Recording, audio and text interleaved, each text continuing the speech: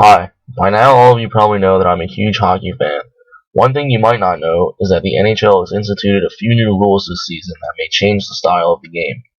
The first rule is that players are no longer allowed to tuck their jerseys in. Players like Alex Ovechkin of the Washington Capitals, Jaromir Jagr of the New Jersey Devils, and even an old-timer like Wayne Gretzky are all known for doing the jersey tuck. Now, if you have your jersey tucked in, you can get a penalty. To me, the rule seems stupid because it restricts the players from distinguishing themselves from the others visually. I'm used to seeing players with jersey tucks, but now everyone just looks the same except for names, numbers, and teams. People like Ovechkin would stand out because you knew that his jersey was always tucked in. This new rule doesn't make any sense to me, but it's what we have to live with. The next rule is that all players who have played 25 games or fewer in the NHL must wear a visor on their helmet. This applies to newly drafted players, as well as players who have been in the minor leagues for a long time too. Veteran players may choose to wear or not wear a visor based on just personal preference.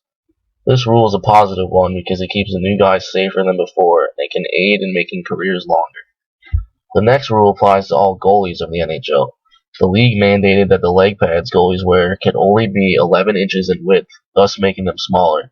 Goalies still look big in net, but now shooters have a greater chance of scoring in and around the 5-hole area, which is between the legs. I like this rule. Next on the list is the modification of the nets themselves. The depth and width of the nets have been cut down in order to allow more maneuverability next to and behind the net for forwards to make plays and for defensemen to hold off attackers. This rule is a good one because it brings back a sort of retro aspect of the game when guys like Gretzky would create scoring opportunities behind the net. With regards to the age-old rule of icing, the league finally made the right choice. Instead of having players race to the end boards in order to cancel or call icing, there's the new hybrid icing system. This new system doesn't require a player to race to touch the puck, which resulted in a good number of injuries the last few years. If a player dumps the puck from his side of the center ice line, and no opposing player is there to retrieve the puck, then it's icing. The whistle blows and the play is dead. It's hard to explain because even I don't know all the ins and outs of the new system. Either way, I like it. Last but not least is the ongoing debate of whether or not fighting should be taken out of hockey.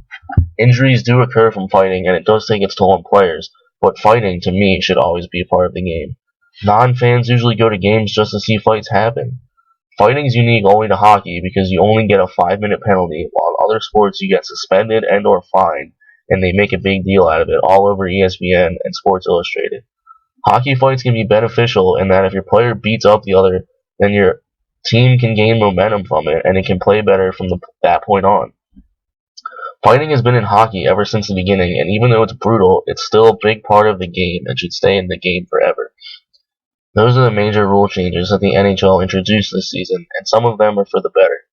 Others are controversial, but they remind us that the game is always changing and that people are more and more worried about the social image of sports these days.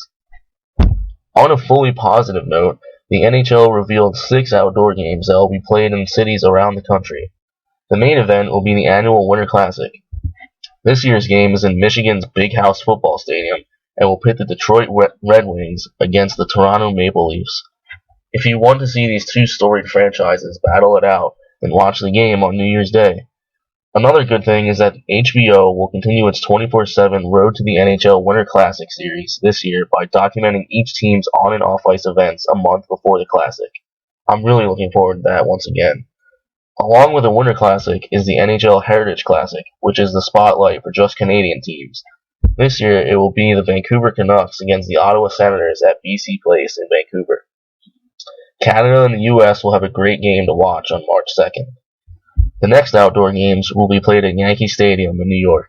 Those games will be January 26th and January 29th.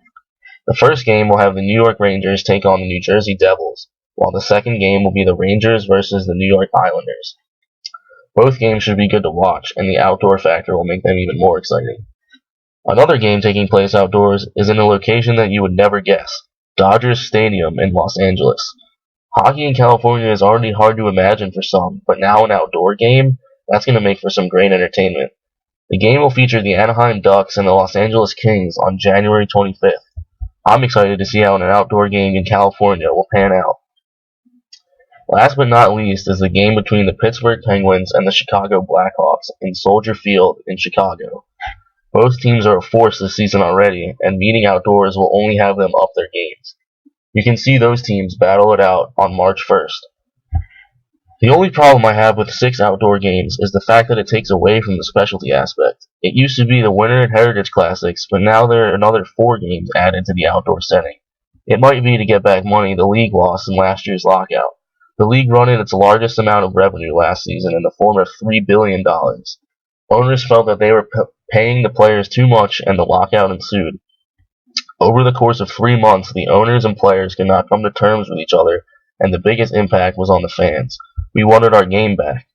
Not until January was the NHL back in action, with over 100 games canceled combined and thousands of dollars lost. Even the All-Star Game and Winter Classic were canceled for that year. Players returned from European leagues and other activities done during the lockout to come back and play again.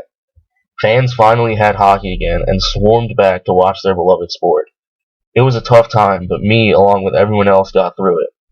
This year, the NHL is looking to bounce back from the lockout and make the fans happy once again. New teams are emerging as league-wide threats, and there's even a new realignment of the conferences and divisions. All that stuff is for another time, though. At this point, it's great to kick back, relax, and enjoy a full season of hockey instead of a mere 40 games, which is basically half a season. Oh, and one more thing. This year, the NHL is again going to the Olympics in Sochi. Well, in 2014, but you know what I mean. Each country should have great squads, but look for Canada and the United States to have the upper hands. Those games will be in mid-February, along with the rest of the activities taking place. Anyway, thanks for listening, and I hope you gained some knowledge about changes in hockey and some key games to watch this year.